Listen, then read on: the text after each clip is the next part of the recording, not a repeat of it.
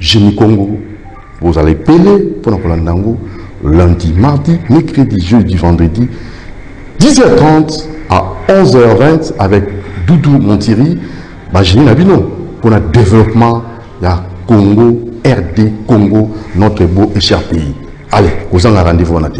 Au niveau de la Génie Nabiso, Benga, na 089 61 52 634. 089 61 52 634. Génie Congo, il y a Betou Moussi. Voilà, merci. Génie Congo, nous vous saluons nombreux qui attendaient impatiemment ce programme Génie Congo, juste pour analyser, pour donner des propositions. Le 30 juin, nous allons totaliser 62 ans depuis que nous avons comme ça accédé à la souveraineté nationale. Et ensemble avec nos génies, ils viennent nous donner des orientations. Parce que là, nous avons comme l'impression, 70 ans après, les Congolais qui devaient nécessairement bénéficier de tout ce que nous avons comme richesse. Mais c'est encore un autre problème, un paradoxe, pays riche, population excessivement pauvre. Alors comment y remédier? C'est ça l'objet même de cette émission Génie Congo avec Doudou Montiri.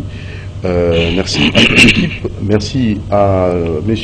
Olivier Toubilandou, merci à héritier Olivier Longongo, héritier Toubilandou, voilà, je ne sais pas si j'ai inversé, hein, c'est comme ça, Moron Jambé, et merci aussi à Maman Chancel Mambona, à Alain Kabongo, Banjolo Christian et Binonzinga, Ermak Makonda, je crois Karine Bébé aussi et d'autres. Voilà, alors nous vous rappelons, chaque fois il faut nécessairement rendre gloire à Dieu. Il faut prier, c'est pour cela que nous vous rappelons qu'il y a un cadre bien approprié pour permettre de bien prier. C'est sur l'avenue Suisse 42 bis à Lupen, maison de la prière, cité des ossements, donc avec beaucoup d'humilité et beaucoup d'amour et aussi la crainte de l'éternel. Notre très cher monsieur bienvenu en Simbana Nansel, un homme de Dieu, a consacré cet espace pour vos retraites, vos veillées et surtout pour ceux qui veulent prier dans des bonnes, en bonne et due forme. Merci beaucoup à vous, merci à votre épouse, maman Annie et Kembe, à vos enfants Normian Simbana et Kerenan Simbana, bien des bonnes choses à vous. Alors maman Moula Charlotte, vous êtes celle qui gère, hein, c'est vous. Donc essayez de contacter cette dernière pour avoir l'espace. Allez, merci. Pichumbo, voilà, vous voyez Kitty Sugo, Pichumbo, courage. En tout cas, depuis les USA, nous vous saluons, c'est notre partenaire, hein, donc qui nous aime beaucoup. Alors, on va saluer nos invités qui sont là. Ils sont à 3. Il y a les 2 cofondateurs de cette émission, Génie Congo. Et pour la première participation, les 4 messagers sont là. Mais seulement un seul est parmi nous. Ils sont à 4, mais nous allons recevoir un seul. Voilà, nous commençons d'abord par les pasteurs, je l'appelle pasteur ou ils ont une autre appellation. Bonjour homme de Dieu. Bonjour frère Doudou Montiri, mais juste une précision, je ne suis pas l'un des 4 messagers, mais je suis l'un de leurs fils. Ok. Oui. Donc moi on a 4 messagers. Oui. Moko ya bana na bango penza, il y a 4 et puis Nazali directeur et cabinet, il y a Moko na bango où est à Londres.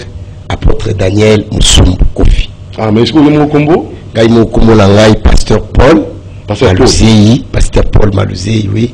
Nous avons pasteur responsable, nous avons dirigé extension la bisso il y a Lingwala. Paul Malouzei. Voilà, ça c'est bien. Alors il y a Nado Kito, président de l'immeuble présidentiel. C'est un repos à Balandina Bissotou. Fils de Landou Kissas. Le fait général. Le fondé du pouvoir. Boni. Le fondé du pouvoir. Oui, bien sûr, tout le bimbo temi na balandina bisonyo c'est sika to boali. To sepeli bo simbani babiki na maboko po lelo iya histoire à Congo to pese la bino ndenge boyebi. Bani inikin boza ebele pona Olanda na bio kitu. Lelo pe boza na babiki na bino. Très bien. En tout cas, pona obandela na pesa mbote mingi na pasteur Emmanuel Dodi oyo aiba kulia nanga kulata nanga. En tout cas, pasteur Emmanuel Dodi, pasteur visionnaire des ministères des Affranchis, en tout cas sur 6e avenue rue, pardon, 6e rue Limité, 6e rue Limité sur quartier à côté centre commercial, hein? Centre commercial, 6e rue, voilà. Au Tunika, ministère des Avrachi, dans Bino Baoboza, dans l'église à Bienté. Bozali par pasteur Josina, Jackie Chan, pasteur Cristiano, Kota dans l'église par les voies ariennes. Hein? Nous l'attendons qui côté là. Ah, na ba fanfare, tate, bopima. Avenez na bandoki. Ba maman ba bimi pe libanda, to délivrer molimo ya l'esprit de mort. Alors bande na biso église Malamu ezali sur 6e rue résidentielle na limité et pas pasteur Dodi. Rue la église place Malamu osambela ngona. Na ko posa na pété ko pesa merci na président de la République oyo afandi sibiso pe apesi biso esika ko lala pe akolamuka. Très bien. Po eza facilité mutap oyo apesi eloka kolia mais oyo apesi esika ko lala. C'est plus que tout. Faut remercier bango le président de la République alobi bana ngandu kisase basala wana. En tout cas merci na président de la République sans toutefois parce qu'il faut être honnête dans la vie. À ne pas oublier le président honoraire Joseph Kabila Kabanga aussi, qui nous a gardé depuis tout ce temps, malgré entourage naïe, basalaki tout, basakane na famille Ngandu qui s'est tout aux autres déploré na famille, mais à l'obaki na place au bafandi, bo touché bangote. Quand même avec ça, nous les remercions aussi. Merci. Merci beaucoup. Alors il y a notre frère, notre cofondateur King. Bonjour Papa King. Bonjour. Ndeko Doudou, bonjour na père spirituel Nanga, Paul Malouzei. Oui, père spirituel. Il y a frère King de Kikobo, à tout moment, voilà le pasteur Paul, à côté Nanga. Moutuboyo Kakanalo à tout moment, pasteur Paul Malouzei, c'est mon père spirituel. Bonjour na Nabi Okito, bonjour Nanga et Tumbao Tobundakanae, Utatango Moulaï, les cofondateurs de l'émission Génie Congo, na PC Mbote. Et na pesi mbote na ba pinga nyonso ya Congo bazolandanga lelo soutien na FARDC et puis na police nationale congolaise oyo bazawana pona kobundela biso poto sala émission oyo donc émission nazo dédié na ba pinga nyonso o bazolandanga à commençant bien sûr par mon père biologique le colonel Alexis de Kikobo iskaza na partie est Mboka pona ko défendre Congo sans oublier le colonel Mania na pire et puis le colonel Karine et le colonel Mimi na bananion sur la violence, sans oublier aussi Major Oyo Azawana pona kubate la biso Major Kibari na commissariat général, bande konyo so bazo landanga na commissariat provincial, le général Silvano Kasongo ainsi que chauffeur naye Assez Thomas binonyo so na pesi binombote, ba bazo landanga na quartier Haïti na Kanfungula na moni baza ebele wana Major Philippe na pesi binombote Nzambe ya Congo abatela bino émission ya lelo na pesi yango na bama pinga nyonso et joyeux anniversaire na fils aîné na ngai Caleb de Kikobo oya kokisi lisusu mobu moko na mkola lelo. Voilà, bon anniversaire à Caleb, ça c'est très bien et on n'oublie pas aussi hein, fan de luxe qui nous suit, Maman Vérou Limbili. Vous aimez cette émission, ça c'est très bien. Alors tout cas mbalamon la thématique na biso ezala moko thématique moko tolobaki on appelle ça 15 minutes plutôt sur la maman Mboka. Il y a un génie qui m'avait appelé à Montiri. Ils ont ça la thématique 72 ans après le 30 juin. Nin Toro Sala pour tout bénéficier d'un kita école. Mais sur l'école en zati, on quitte notre bénéficier en ndengeni. Donc nous changeons directement la façon de voir les choses. Tout le Congo, tout le Mambré Ghana Est, tout senga ba résolution, tout senga makanisi ya ba génie ça tout dans le plateau awa. Pour toute la solution à Makamba Congo, et il y aura aussi d'autres révélations, peut-être obligé de éviter pour Namboka au Congo, pour Nani Kaka Congo, pour Nani Kaka Congo. Ah non, non, franchement, je ne suis pas vraiment heureux hein, parce que ça fait mal. C'est notre pays tellement riche et tout le monde nous envie. Alors comment faire pour tout battre là? Nous quittons Abisso. Pasteur Paul, merci Papa Toutou, on tire. Zambia Pambola Mingi. Amen, amen. Najuang. Peya Pambola Bande Konyos, Tozana Bangola Plateau. Bajuang. Amen. Pour la Pema ya Pomo d'abord. Et na Pamboli Zambie pour la première participation. Bon, votre question, elle est très bonne, mais en même temps pertinente. Bon, ils appellent la question, mais thème, il y a une mission. Ils aura déjà, thème, ils aura déjà question. Il y a l'idée là. Il y a l'idée là. Nous sommes non. Oui. 62 ans après. Oui. Que faire pour que chantier à 62 ans, il doit aussi là. Mais dans le tout ça, la mieux mettre chantier ici là. Merci pour la question. Nalingaki ko yebisaba na Nzambe que mboka oyo est un pays choisi par Dieu. Tozolobango à chaque fois. Ibanda kolobama. D'abord, moi historique mouké, toute ma vie, j'ai servi le Seigneur. Depuis à l'âge de 6 ans déjà, j'ai commencé à chanter à la chorale. Dans l'année 90, 91, a commis déjà au théâtre. Comment il est déjà berger, je dirigeais déjà une cellule. À l'époque, on appelait ça des sous-cellules. Donc, la cellule Nzambe Mingi. Et na pesa Nzambe merci pour na kutani na communauté moko oyo makambo yo ya mboka oyo vraiment ibandaki kolobama na bandi classe parce que depuis première depuis maternelle na tangi maternelle na Saint-Christophe na Mbinza tina sisi na licence na IPEN na salle économie na bandi ka ko comparer à chaque fois na ma classe nous avons comparé makambo ba père na biso spirituel ou baza ba 4 messagers na saluer bango ba bande koloba pour la Congo biso toza penza bana na bango ya liboso pe to yaki wana makambo nyoso ba bande koloba pour na mboko yo to bongo na mitema poto kota lola bien sûr mais après kokota lola to koyoka ke Nzambe aponi mboka na biso pour ils ont la mission na temps de la fin. Papa Doudou, nous sommes au temps de la fin, voilà tout les karangoté. Ça, il faut toujours rappeler aux enfants de Dieu, quand bien même que ma bé mati, ma kambe béné kobi ma bé, mais pas tout faut que Christ bientôt il va revenir. Pas tout faut pourquoi tous les signes sont là. Si nous prions, c'est d'abord pour ça. Ça, il faut rappeler même aux hommes de Dieu qui prêchent, qui nous prêchent les lots, qui dirigent les églises, les leaders des églises, les hommes d'église, les fidèles, tout le monde, même les politiciens, doivent retenir, reconnaître l'avènement du Seigneur Jésus parce que bientôt il va revenir. Matthieu 24, tous les signes du temps de la fin, en tout cas, tout le monde, vous verrez des guerres, vous verrez des tremblements de terre, l'immoralité, regardez comment l'immoralité,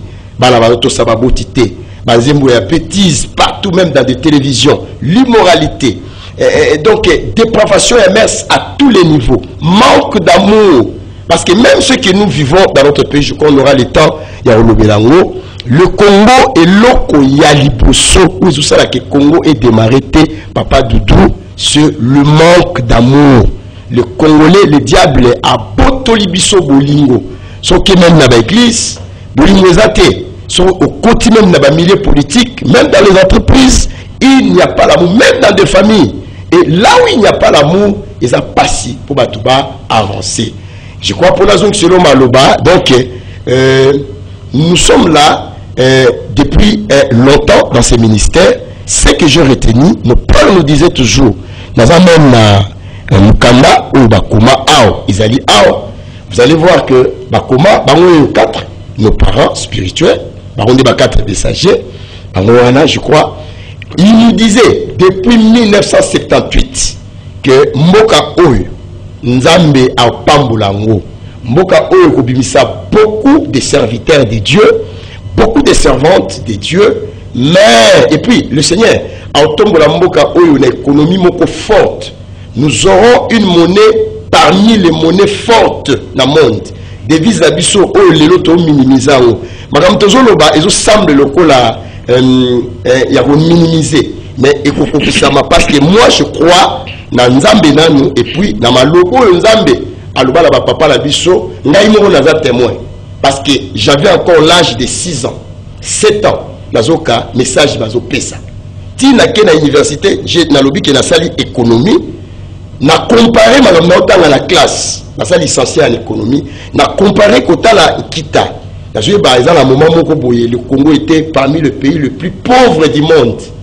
Na évité ceux qui siko automatiquement mouké, mais nous étions les derniers pendant la katia yanini. Mais kotala na makambo wana, na makambo oyo nzamba loba et nazo mona que petit à petit batata wana bazaki na raison.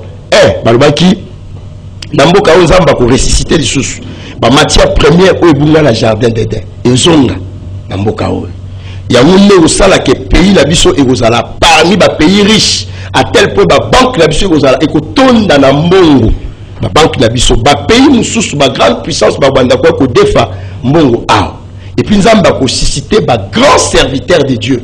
Il y a temps de la fin où va prêcher, va annoncer évangile, il y a temps de la fin afin que Christ aille à main place qu'aux questions la biso ezali place sur l'andé penazo chité.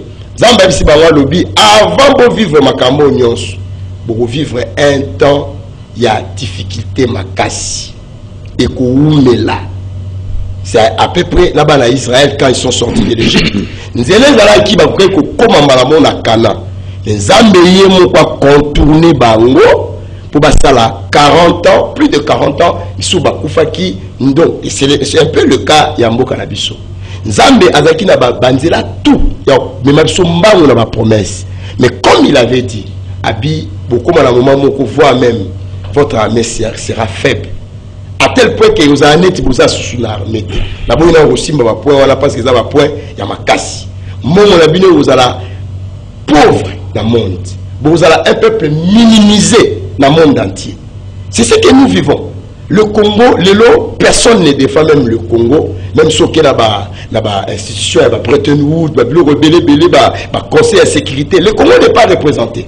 Personne n'a d'autre la voix à part les chefs de l'État que je salue, qui essayent un peu d'envoyer, mais pas encore vraiment et comme il a niveau.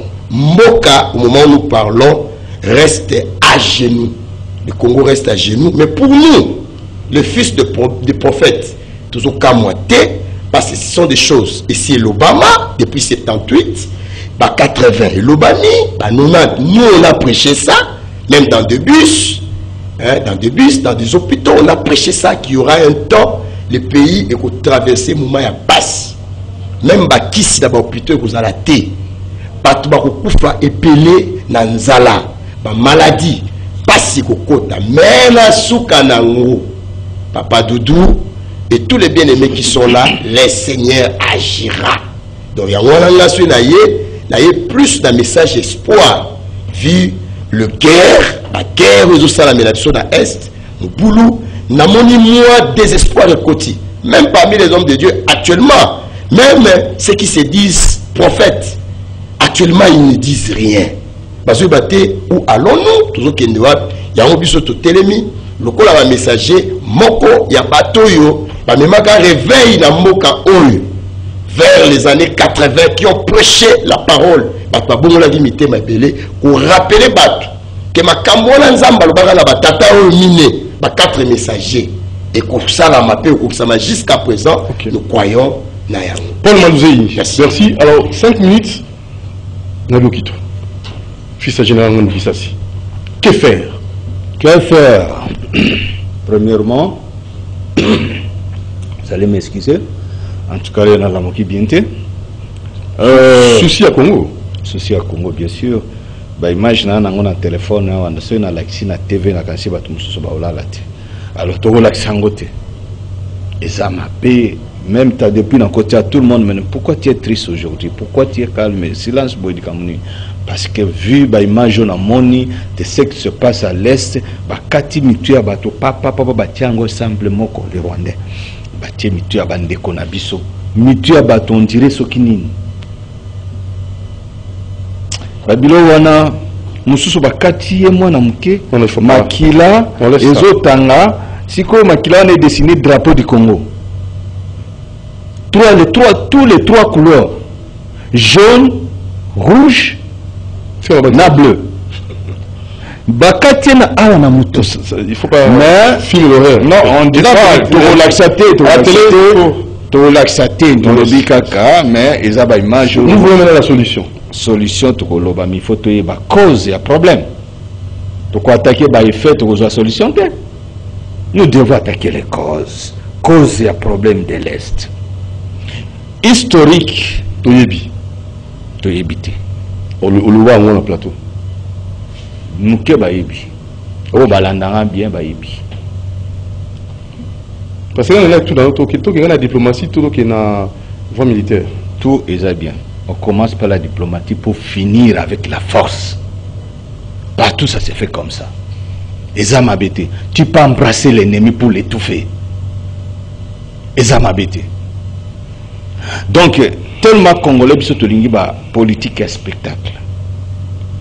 Tango ndeko ayena diplomatie. On moni papa na informaki mwana obala. Tango azolinga za secrétaire ya IDPS na tona.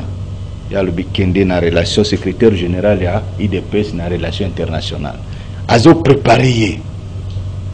Il est vraiment mûr na diplomatie. Ce que nous nganga mayel ou ya bota mayel makambo ndeko azo sala pour comprendre avec le temps. Akuti mboka genou comme a dit le pasteur, mboka za genou. Bien que bandeko mususu baki avant régime eleki ba bundi mais basalo ba wa ko sala batiki sika batiki même pays zananu a genou. Complot international ezali munene contre le Congo. Parce que le Congo égorge na niveau spirituel. Ezali parmi les premiers pays, parmi les premiers pays où ils ont une capacité spirituelle où ils allaient très élevée du monde, ils allaient RDC. Sur la richesse sous-sol, ils allaient RDC. Beauté, l'intelligence, ils allaient RDC. Si que le Belge à 1882 a comment livre à lobby, j'en vais trouver un peuple en Afrique centrale, au centre du Congo. Ils sont un peuple maintenant le plus querelleur, le plus intelligent, des nègres. Ce n'est pas un Congolais qui a écrit ça, c'est un Anglais.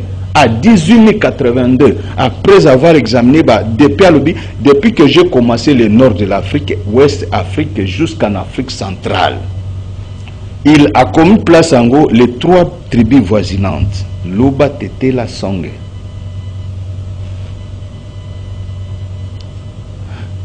Ezali histoire photo yeba. Nous sommes une race supérieure. Et nous sommes un peuple choisi par Dieu. Nous sommes les élus de Dieu. Si l'on dit que les Kivu, c'est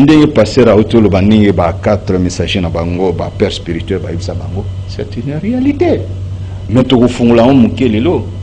les Salomon n'étaient pas juifs. Parce que tous les Congolais, bossa ba recherche,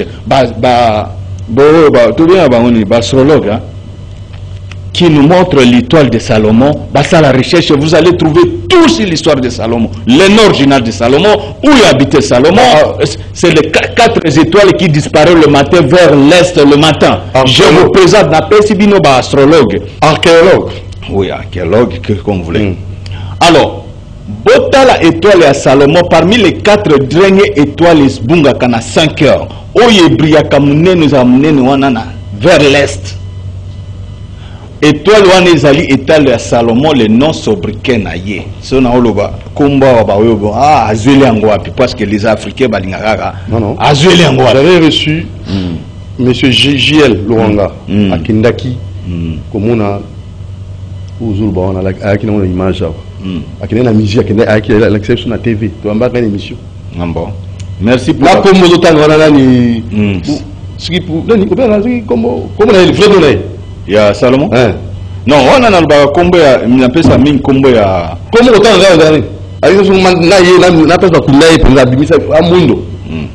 oui, même Pharaon n'était pas Pharaon, son nom n'est pas Pharaon. Ça, c'est le biloko gréco-romain falsifié histoire en écriture. Pharaon, son nom c'était Moutou Otepa. C'est ça le nom? C'est ça le nom.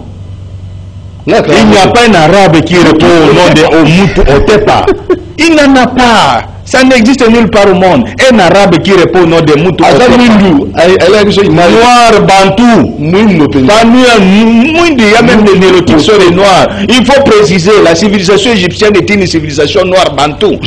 Nous qui avons commis la désobéissance à Dieu en Égypte, tant que le génocide de l'Afrique centrale par les géants, ils voulaient exterminer le peuple bantou en Afrique centrale. Nous sommes partis vers, nous avons fui. Il y a ceux qui sont entrés au Nakatia forêt ya Congo na biso pour brasso ya kawana race de vipère bango race na bango kokaka mzamba te. Et kokaka zamba te yango ba bantu ba semi bantu et les pygmées ou ba bengi les toits na balang mususu bango ba kota forêt ba mususu ba kimi vers le sud. Ba mususu ba kimi vers le nord. O ba kimi nombre munene kimanga vers le nord de qui ça la civilisation égyptienne. Par le roi Moutou Otepa. Alors, ça c'est sa femme c'était Omoi. Alors l'origine. Maintenant, parlons de ce qui se passe maintenant là. Ce qui se passe, c'est ça. On doit faire comment? Biso banda bitumba et banda en Égypte a effacer histoire égyptienne. C'est comme c'était la toute dernière civilisation de l'homme noir bantou. C'était la civilisation égyptienne. Mais Mundela Kosakabiso qui était la première civilisation du monde. Faux et archi-faux. On avait cette civilisation avec la civilisation égyptienne. Et Salomon était parmi le roi du royaume Vira. Qu'on appelle le Vira aujourd'hui. Sur le peuple Havu. Que lui était Havu. Un bateau. Parce que dans les Havu là, il y avait un mixage. Quand les néolithiques sont venus, ils ont fait les enfants qui sont faits des enfants ensemble et ces enfants sont là. Et ça s'appelle toujours les Havu. Mais l'endroit qu'on appelait Havu dans l'État, c'est le même endroit qu'on appelle Bukavu aujourd'hui. Tango ba allemand, ba belge ba batonga ville à Bukavu. Parce que biso ba congolais to ba histoire te. Ville à Bukavu et tonga makate na ba belge. Ce sont les Allemands de batonga ville à Bukavu. Tango yaka na colonisation allemande vers à partir de l'Est. Tango ba échoué na deuxième guerre mondiale, ba potoli bango ba yopesa mo ba belge. Faut te ba biloko wana. Alors tango bazaki ko sala plan urbanisation pour na canaliser la ville, nase ya mabele na ba argile ba kuti H na lobango chaque jour. H wana eteni ya libaya wana ezaki na ba dessin et l'écriture noire. Tango ba sokoli yango ba monya eloko yo ba memiango chez bango ba kio lobisango na carbone 14 to yikola na kirasi. Alors ndenge ezali wana ta veste na wana pa ko lobisango ba oyebsa butira za imwana tele kailambolati. Alors bah qui me l'a non, moi je vivais dans les temples de Salomon à l'obi combo à Salomon original. Ah voilà moi c'est ça. Ah, il est là. Ah, voilà. Moutotep pas les véritables. Et puis ceux qui na ba pyramide nyonso Égypte et sika ba tie zolo ya mutu mwinde ya munene bango bakati po ba kotia ya songe po ba kosa ba. Ah la vérité dans zolo na epeza no Mutotepa bazaki misato les trois Mutotepa les trois pharaons et le peuple congolais toki maka parti à centre toki kuna toki osa civilisation asuka na biso kuna ndeto zonga awa. Tango tozongi awa nzamba azongisi biso pa désobéissance na biso na Égypte nde nzamba azaki na bosenga ke tozonga na mabele ya bokoko nde tozonga awa na Congo. À partir d'Égypte, nous avons fait trois vagues. Il y a le premier vague autokima génocide vers le nord, tout ça civilisation égyptienne. Tant nous avons détruire civilisation égyptienne, biso tout ça deuxième vague vers le Congo. Encore bakenda bazonga. Maintenant, tu que soit ça la troisième vague du Congo. Nata esclavagisme vers le nord. Mais si quand on a bamindele bakosa kabino, oh vous êtes venus du Cameroun, oh ce sont des Éthiopiens, des Soudanais, ainsi de suite. Non, les Soudanais c'était le passage tango kimi nzamba détruire la civilisation na biso et ben les banao le kamai, mai banao chola, mai komo chola makila. Mbolo les obeta isusu te et puis biloko nyose kauki ndenzamba zaki na plateau zonga na Afrique centrale. Tant que zongi na Afrique centrale, ba yeli biso colonisation, esclavagisme parce que biso peto zoa ba esclave. Voilà donc Moutango yo les premiers esclaves du monde, le peuple bantou noir, vous devez savoir. Les premiers esclaves du monde, ce sont l'homme blanc. Jusqu'à Moïse, jusqu'à Joseph, vous étiez des esclaves chez nous, car on régnait en Égypte le peuple noir. Les premiers esclaves du monde, c'est l'homme blanc. Bakosa Kabilo, so mundela bengi esclave, bengali the first is you. Le premier c'est toi. Vous comprenez? So bengi macaque, il y a aussi un macaque blanc. C'est que vous êtes toi aussi macaque. Vous avez un esprit à infériorité. Donc, tant que biso va détruire civilisation, biso nde les enfants prodiges. On a désobéi à Dieu. Nous avons biso colonisation. Le coup biso toujours qui bat ton esclavagisme, biso peut le Canada tant esclavagisme parce que les lois de la nature tout se paye si bas. Il y a un autre fouta capé esclavagisme qui est les États-Unis. Tant que tu ici esclavagisme, nous avons lobby à l'exhibition à temps il y a colonisation. Pour biso peut coloniser en Égypte. Alors, tu la colonisation. Après colonisation, nous avons l'exhibition dans le régime. Alors, le cas, ça vous ne devrez pas prendre du temps. C'était Mobutu qui devrait prendre le temps parce que pas essayer pour croire dans Nzambe parce que tu as qui musika dans Nzambe. Pour te zongi la Nzambe pour Nzambe a élevé le Congo na place où biso tozaki parce que nous sommes les premiers peuples qui étaient conçus par le plan divin de l'intérieur. Nous créons l'homme à notre image. Moto tokozo ko sala, moto toko kela, azana bizaleli na biso, l'amour, la patience, tolérance, pardon. C'est ça les caractéristiques, c'est ça la définition même de Dieu. Vous allez trouver ces caractéristiques à l'homme noir bantou. Voilà comment l'église réveil et Koya parti à Edina Bala et même les 4 messagers, c'est pour que non, tant elinga qui siko tozongi la Nzambe. Yango na même chemin. Nabi oki tu azako yebisabino que non, tokozonga na principe de Dieu. Le principe de Dieu c'est quoi? C'est la théocratie. Dans le principe de la théocratie, tokozongi la Nzambe, tokozwa ministère aux affaires religieuses, topesa na basali ya Nzambe, popesa kapé dîme na chaque année 1/10 à budget national, bapesa na ministère aux affaires religieuses. Maintenant, si kawanande toko travailler, prophète de Dieu, visionnaire au Nzambe, parce que dans 20 ans d'ici, je précise que dans 20 ans, dans 2 siècles d'ici, Nzamba zotinda siko en Afrique maintenant, bano bakozala mayele kolikata bana bapoto. Bazo yambane belé bazo bota en Afrique. Bako kende na technologie na façon moko bato ba croire te et ko dépasser l'Afrique. Et ça très important. Mais oui, naochité. Et ça message bande boli misanga muke, ezali babilo moko ils a respirer tous en plateau boinde tous wango. Vous comprenez? Alors, nakochité bana wana bazo botama mingi na Afrique. Mais maintenant, pour bana wana babotama mingi na Congo, il y a toute une préparation pour que bana wana liebe za éparpillé côté mususu pour vision ngwe pesami na Congo. Bana wana il faut babotama ebele na Congo. Nini tokosala tokosola na bakonzi un jour pour tout ça la nini tokomi préparer pour bana wana babotama mo ebele na Congo que ailleurs na Afrique. Merci. On prend un appel, un génie, je crois. Tout un appel, mon pardon. Oui, allô? Bonjour, papa. Oui, nous avons une émission. Oui. Nous avons une émission, nous avons un photo à pasteur, Berger, pour aller à Bakat.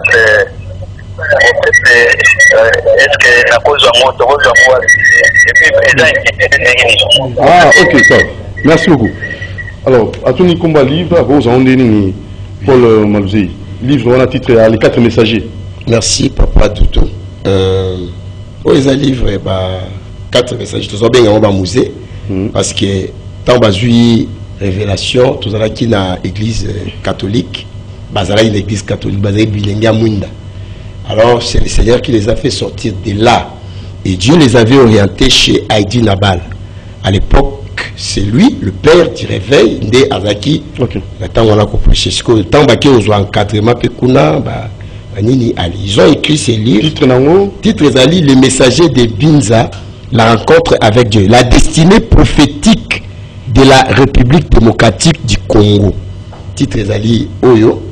Donc, la destinée prophétique de la République démocratique du Congo. Plus ils ont l'église Nabiso, l'adresse. Par exemple, l'église Nangezali pour tout ça, l'église est belée. Partout dans le monde entier, tout ça, l'église, il y a les messagers. Même dans la province, tout ça, Awa, puis partout dans la commune, soneti Biso, place tout ça, là, frère King, à la Limoko Yabana Biso, l'église, tout ça, à venir Louvre, Awa, na Lingwala. Louvre juste en face, il y a maison Schengen. Sur la maison Schengen, l'avenue qui est juste en face, c'est ça l'avenue Louvre. Nous sommes sur 266. Très bien. Là où nous sommes. Alors, vous avez 7 minutes. On va jouer 7 minutes. Merci beaucoup. Là, pour nous, temps vraiment la gravité, les gens préfèrent qui plus n'attiquent la terre spirituelle comme on peut na maloba, on préfère na quelques messages, même 3-4 minutes. Pas de problème. Comme les ali kamba belé, on préfère n'attendre 2 ou 3 versets où ils olobela ma belé au nzambe a promettant à Abraham et ba descendant ya Abraham bazabanani. Parce que dans l'ouvrage nazo comme la terre des Hébreux, la terre des Hébreux effectivement est zawapi. Et la terre des Hébreux est cachée nakati. La terre des Hébreux est un mystère moko incroyable au batu belé bakozala itoni. Nzamba zoyebisa Abraham dans Genèse 15 verset 18 azoyebisa eboy. En ce jour-là, l'Éternel fit alliance avec Abraham et dit: je donnerai ces pays à ta postérité depuis les fleuves de l'Égypte jusqu'au grand fleuve de l'Euphrate. Nzamba promettre Abraham mabelé Kubanda na fleuve, il y a Égypte. Fleuve, il y a Égypte, et ça fleuve Nil. Et ça fleuve Nil. Fleuve Nil, il y a Motobengi, fleuve de l'Égypte. Or, source, il y a fleuve Nil, et ça en Afrique centrale. Précisément, na Congo Mbokanayo. Où il y a rivière Simili qui na Est kuna. Et longo Est et Kititi et qui formé fleuve Nil. Yokana Sophonie, Nzamba Zolobani.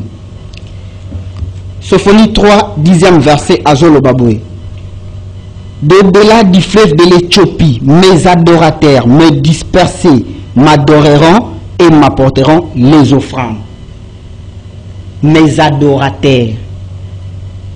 Fleuve ya Éthiopie, et ça même fleuve, na fleuve ya Égypte, et ça fleuve moko. Mes adorateurs, alors bien, adorateurs nanga baza likolo ya fleuve ya Éthiopie, mais dispersés. Peuple o ya dispersé dans le monde, et ça peuple noir, et ça peuple bantou, o ba bengana ye na mabele na ye, akenda esclavagisme, maltraité, humilié, moins considéré. O kutu batu ba classe kayete, nenge pasteur a utako lobawa, nenge ndeko nanga na bio kito lobi, et ça peuple noir, o ya esclave tilelo. Émission passée na Mama Tozalaki na ye awa Mama bénédiction na lobaki yango j'espère peuple o ba considérer ka na monde et ça peuple noir si les autres ont esclave mental. Alors maintenant c'est quoi la solution? Alors solution est que faut zonga na véritable identité total nzambe ya solo na message o nzamba pesa pour na mboka na biso total nzambe te rien et loko moko ko changer la prière de la nation tout ça là ndeko dudu. Est-ce que prière tout ça là ya nation? Tout ça la véritable réconciliation dans Nzambe. Na bisa faut changer de devise ya Congo, mais bolinga te éco changer. D'ailleurs, ils ont message oyo nazo pesa na ba politicien. Message nazo pesa na tout le peuple dédié. Moi otoza, moi de juin, ils ont moi oyo soit disant bobenga ka moi ya indépendance. Mais véritable indépendance ya Congo. Ils ont na mois de juin. Bon mon mystère moko impossible au salama na Congo. Bolinga te justice peut travail ko changer. Bolinga te drapeau criminel ko changer. Bolinga te constitution à Congo ko changer. Parce que constitution à Congo est biblique. Est écriture divine. Comment ça? Drapeau ya Congo est biblique na lakisa yo mbala ebele. Devise ya Congo est biblique. Comment to koza na mboka otozobenga pays prophétique? Na ba révélation ebele o ceux qui funa tanga ba révélation simo kimbango pona matango kambotali est ceux qui quand il peut permettre na kutanga même 2 révélations ya Simon Kimbangu ni na loba. Tokende na silisa. Oui, na silisa message. Ce qui était eux ezanga kunanga na kozonga toujours. To va continuer. Donc la paix sa solution. Lelo papa Doudou futoye ba eloko moko. Kena nyonso zo salama na Congo sans Nzambe eloko changer te. Mais bolinga te tout va changer avec l'aide du très haut. Très bien. Paul Malouzei, pasteur. Oui papa Doudou. Solution on a dit psycho on a dit n'a pas sa solution parce que ça mochité solution est dans 2 Chroniques chapitre 7 14 2 Chroniques 7 14 Bible Zoloba. Si mon peuple sur qui est invoqué mon nom simili prie cherche ma face. Et s'il se détourne de ses mauvaises voies, je guérirai son pays. Voilà, la solution à Congo, Papa Doudou, elle est simple. D'abord, primo, le Congolais doivent s'humilier. Oui, Mabé Salamaki est belé. Là encore, je salue le chef de l'État parce que Mboka Nyoso était comme à partir, il y a chef. Si un autre chef prend le courage et en loba, Seigneur, tout ce qu'il y a quitté à Mboka, c'était déjà un pas. Mais ils en ont qui achevé. Comment l'achever? Voilà, Nazo qui est des papas Doudou, partons. Pas de problème. Oui. Donc, première solution, bah, Congolais, il faut s'humilier. Quand nous disons s'humilier, c'est-à-dire tous les Mawayanzambe pour la Congo. Bah, te belé va pratiquer magie. Bah, te belé va sali va sacrifice. Bah, te belé va tamboli ma bé. Bah, nzambe te. Deuxième solution, si c'est détourne de ces mauvaises voies, bah, Congolais, il faut tika ba pratique. Au moins, la carte il y a version. Même moralité dans la carte. Et là, le Congo, même si tu as ici, parce que nous avons touché mingi aspect politique, nous avons mais je peux aussi. Mingi Congo est en la mauvaise gouvernance, corruption, Congo est en impunité, injustice sociale. Sous d'autres sièges, au moins la voix même, salaire ou bafouta à député. Nous pouvons souka à fonction publique par exemple, ou bien policier à souka. Il y a peut-être un tiers peut-être. Si nous disons au Congo il n'y a pas d'argent, il n'y a pas d'argent, oui. Mais les députés touchent combien par exemple, Papa Doudou? Et ça, il y a un exemple simple. Ils touchent combien? Prenons $12,000. Si vous avez dit sous $12,000, 19. Bon, précision. 18 plus 1000. 18 plus 1000. C'est pas dans même $4,000.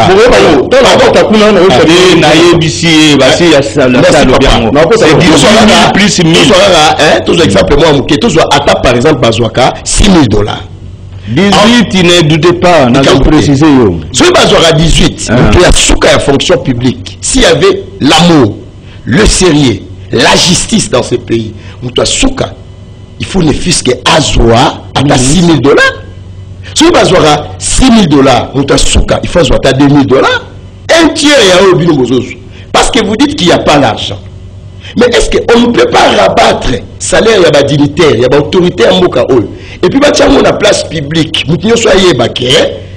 À commencer par le sommet, le chef de l'État, par exemple, touche autant. Le premier ministre, autant. Le président de l'Assemblée, autant. Le président du Sénat, autant. Basali, comment on appelle ça? Politique salariale, mouya malam. Parce qu'au moins, la Papa Doudou, ils ont la soda, la banda. Au moins, il y a une entreprise qui aura 18 000 Papa Lobby. Mais tu es incapable de payer ton policier, même $100. Nous sommes à 3 tranches. Après, c'est là $40, après, c'est 30 après. Manque d'amour. Et nous, on a Congo. Et puis, Congolais mitema. Et c'est si qu'à mon côté.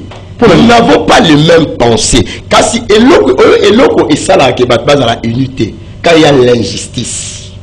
Bamisusu, n'am comme sous nazoleka na voiture, nazoleka na 24. Namuni mama morona zemi. Azoki mambangu pour awele là à côté la bus. Nami lo belinga peut-être na mawanzamba pesinga voiture. Na kotsai. Na kotsai. Nami mama moyo. Na zemi ya munene. Na mona déjà wana na kala na peut-être 6 secondes. Na mona bazo kotisa papa moyo ya mukolo na fenêtre ya Transco. Avant qu'il va kota bachango. Regardez, pendant que bazo tambola na ba mituka ya luxe, est-ce qu'on ne peut pas faire comme Thomas Sankara par exemple? La patrouille la mort, nous vaincrons. Interdisant que mituka ya luxe na haute voltakuda. Alobi ton salaire mon batu nyoso ba se retrouver. Et mon coût un salaire à $400. Voilà. Le Congo bolingwezate il faut toujours à la version. Manque d'amour batu faux na Congo. Tozongela ko prêcher même le pasteur dans les églises. Nous devons prêcher l'amour. Pourquoi il y a aujourd'hui des églisettes, églises Zobotama, ma division. C'est ça papa. Le Congolais sont divisés. Bien que vous déjà. Bon, mais on a pas tant à pour la réunification. Les Congolais ba yo kanakate. Et puis, tant que parole était amité, papa, tant que les Congolais, les cité, pour le peuple congolais, nous sommes un peuple orgueilleux. Pour rien. Pour rien. On n'en a rien, mais. Là, j'ai l'exemple, je m'excuse, exemple, moi un peu terre à terre, na mort et papa Wemba, na Okistar, mort et Mboko, Azoganga, na chaîne internationale. Nous sommes grands. Nous sommes grands. Pourquoi, tant que les Ivoiriens vont sommer le vidéo cercueil, vous bimisaneti bino vous allez colo la bango les sous mais pas rivaliser bino il y a un moment la même chose dans la chaîne ya ba télévision au moment la même nos informations ba tetango ta sur la souka au moment la chaîne sous bazo la ça comment ba PIB comment bazoko ba budget la bango mata comment ba investissement mais nous au gaga Ebola au gaga maladie tout ça c'est prophétique non pays prophétique d'une part oui. Pourquoi? Papa Doudou, pardon. D'une part, oui, pourquoi? Seigneur Alobaki n'est Alobaki. Que le Congo sera humilié. Voilà. J'avais dit ça. Le Congo sera humilié à tel point nous serons déconsidérés. Le long d'Afrique, quand vous vous promenez même dans Poto, vous êtes dans le monde, Congolais, on les reconnaît comme un peuple moins sérieux. Et puis, ce qui est vrai, nous sommes moins sérieux. Ça, dans la Azubundi Sabiso, na biloko oyo, on nous reproche na yango. Tala non bilo mike au côté sata moi au sa démarche au kata plaque pamba au futi mongo na yo plaque na yo mo problème tala makambo ba roulage masala kana nzela papa Doudou mais aucun chose to bon la mitema oui siko papa na est azo kima ça sikuna o plus de, je crois, 70, c'est comment 70 000, hein? Oui. 70 000. Janvier. 70 000 personnes au bazar. Et dérangé. Bazar dérangé, bazar Sika. Janvier militant. Merci. Dans le bâtiment Kéwan. Très bien. On dit guerre aux Olé à l'Est, Zambalobaï la Bisso. Quand je dis Zambalobaï la Bisso, ça dit au travers nos pères spirituels. Appuyés par beaucoup de prophètes étant là. Je cite par exemple Jean Schwab. Dans 78 ans, 4 messagers, message, il y avait un Suisse, Jean Schwab. Il a écrit Lumière, la lumière sur les haïs. Aza Moutoumundute, Aza Mundele. Yépe Aokoma, textuellement, les lotas exatés n'a pas la source. Textuellement, même semaine prochaine. C'est que les 4 messagers, Jean Schwab, Mundele, la Suisse. En Afrique, j'ai choisi un peuple, une nation. N'attend de la fin, ma parole, mais cette nation-là va subir un temps difficile. Parce que Yebi, comme vous avez moi, c'est Ndumba. À Sakitoko, nous tenons sur ça besoin. Nana Lobaka, j'ose dire, nous sommes le pays le plus riche du monde en termes et en potentialité. Et puis, qu'on a qui est bonne connaissance, nous sommes dans la classe. On t'attend aux hôtels. Après Mississippi, même un montant va classer à Bisso, au deuxième fleuve, après Mississippi, au deuxième fleuve, après Amazonie. C'est ça. Amazonie,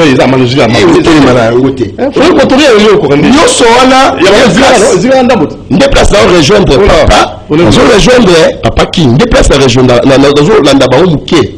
l'homme blanc a fait la ragnosse. Je ne suis pas raciste. L'avantage d'abord. Mais plus l'avantage d'abord. Même la Bible, au moins la mouta memela Jésus, roi Simon de Cyrène. On n'en parle pas. Bango Bachamba changea. Pharaon et Kana, c'est vrai, ils étaient des noirs, tout en camo. Il y a la misère, je débattais. Tout le monde a la misère. Pour la rechuter, le peuple congolais, il faut azonger la Zambie. Même pour la guerre à Est, voilà question tout Papa Doudou, la prière change tout. Histoire moi que la Bible pour la chiter, pesanga quelques secondes. Israël, Bakebitumba, papa, c'est à peu près même histoire aux Salama, Nabisona Rwanda. Le Rwanda, ce n'est pas un pays qui pouvait faire face à un grand pays comme la RDC. Un peu dans l'histoire, vous savez, la juge, je suis 7, je crois, je suis 6, 7, sautant d'histoire, je suis à aucune guerre en Israël. Pardon, papa, ça a quelques minutes. Pardon, Mouké. En tout cas, Mouké, pardon. Il y a 4 minutes, là, ça est 3. Merci, quelques poussières de secondes. Pardon, papa Bolimbisa. Mais ça, bref. Je suis à l'Inga Kende guerre.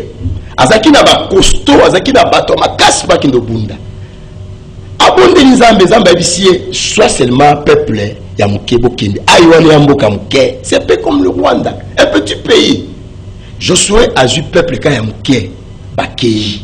Dans Bakei, mais nzambe na nzela tant ba ke nzamba pesi bango ba interdit tant bozo kende bozo aboité bosimba boité mais malheureusement papa Doudou simbelo na zo bisayo ils ont même résumé il y a problème il y a Congo il y a des arcans dans ces pays bato yo bazu makambo nzambe basali makambo nzamba boyi awa boyata Israël a kebitumba Israël a poli la guerre ba petit bango o Israël a pour la bitumba pas pambate peuple des promesses nzamba zo c'est nul ne se tiendra devant toi tant que tu vivras rapidement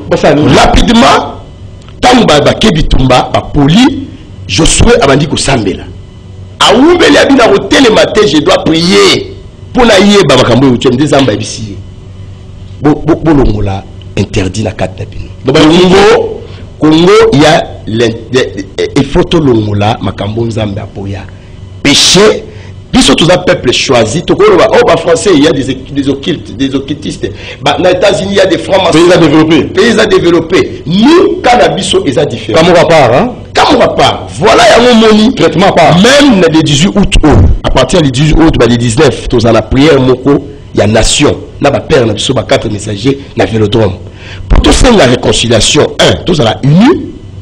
2 la réconciliation partout nous devons être unis. 2 tote ya batu batika masumu na aucune entreprise au à la plupart ba PDG ce sont des diacres dans leurs églises. La plupart des généraux ils fréquentent nos églises. La plupart des militaires c'est pas monde babandi na biso mais wapi crainte ya nzambe parole inisotea. Très bien, voilà un peu ok gala ma Bible. Alors 2 minutes. 2 minutes, pas de problème, on va y mettre. Vous avez 15. Tant que vous avez moutoté pas, je suis catholique. Moutoté pas, ça va. J'aurais souhaité que tout conseil na bande on a biso ba Congo. Rendez-vous lundi prochain, si vous avez le temps. Mardi, bande on a biso ba Congolais, serviteur de Dieu. Tant que tu commis na makambo to ba makamba Congo boye, pesa biso, qu'est-ce qu'a fait Kimbangu? Qu'est-ce qu'a fait qu'est-ce qu'a fait Zingankuvu? Qu'est-ce qu'a fait Ngongoliteta? Qu'est-ce qu'a fait nos ancêtres? Vous comprendre? Tant que vous avez comme colonioso, Josué, oh Moïse. Alors, connaissance dans la croyance. Et là on a saisi dans le peuple congolais tous asiko dans l'inspiration. Parce que l'écriture, tout dans ce monde a été corrompu. J'ai dit tout a été corrompu. Sauf le Saint-Esprit. Tout a été corrompu. Pas les Gréco-Romains. Et là, il faut y aller. 4 femmes, maître. Alors, maintenant, biso africain, toye bakeno. Et là, comme nous ko sala na biso ezali d'abord la réparation. Il n'y a pas la croyance. Les Chinois ne croient pas Jésus-Christ. Ils sont développés. Ce n'est pas ça. Nous devons avoir la connaissance dans la croyance. Il ne faut pas. Jésus est né le 25 décembre. Amen. Jésus est né le 1er janvier. Amen. Jésus est né dans Pâques. Amen. Non. Nous avons allé maintenant tout le monde dans l'ordinaire vers l'essentiel. Ça veut dire, nous avons un monde d'inspiration. Parce que monde d'inspiration, c'est la propre. Mamba. Biso to pesa ba Congolais o izo sengi. Pour mamba est yo bini. Makambo ya est so itubani na yo. Ici azana bango. Yo mo yebi to aussi sati. Mais le na côté la domaine prophétique na bango ne bango ba yaki yango to appuyer pour to pesa na bana nzambe dans le prophétique. Vous comprenez? Donc le makambo Congo de l'Est so na côté awa et vous allez peut-être au boya kuto. Mais merci. Na kopé ça message moko peut-être ainsi dit le Seigneur. Moi na kashango ezati. Na sina bandi o lo bango trop. Toza le 3 juin 2022. Chaque fois on appelle ça comme message prophétique na ebisaka yo enregistrer émission kangana date ya lelo toza le 3 juin 2022. Avant 2030, ainsi dit le Seigneur, Paul Kagame a osé l'inviter. Avant 2030, Paul Kagame a osé l'inviter.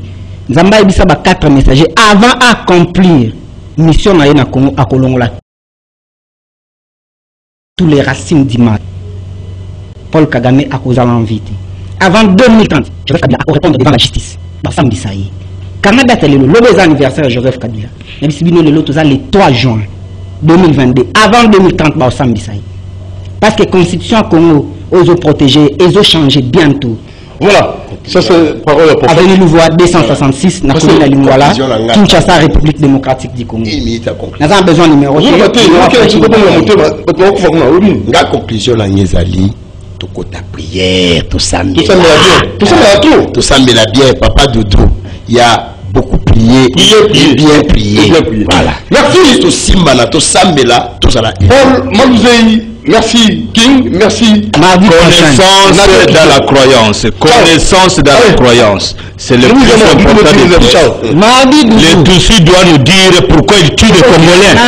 Bango mardi, tous les généraux. Mardi, rendez-vous à 10h30. Mardi, les généraux rwandais Nations Unies complices. Allez, ça va finir. Nations Unies complices.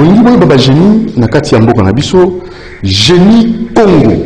Génie Congo. Lundi, mardi, mercredi, jeudi, vendredi, 10h30 à 11h20. Rendez-vous Yakitoko pour le génie dans le domaine nyonso. Génie dans le domaine politique, génie dans le domaine économique, scientifique, génie dans le domaine culturel, génie dans le domaine religieux. Alors, rendez-vous, Génie Congo. Vous allez payer pour le Landango. Lundi, mardi, mercredi, jeudi, vendredi, 10h30 à 11h20 avec Doudou Montiri.